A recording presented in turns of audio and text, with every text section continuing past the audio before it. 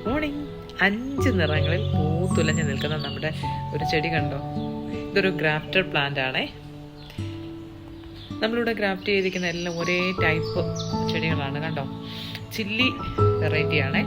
Chilli pink, chilli red, chilli yellow, chilli ice cream, chilli orange, അങ്ങനെ 5 ടൈപ്പാണ് നമ്മളിവിടെ ചെയ്തിരിക്കുന്നത്. നോക്കി, അങ്ങനെ ചെയ്തു കഴിഞ്ഞാലുള്ള ഗുണം എല്ലാം ഒരേ സമയത്ത് പൂക്കളിടും.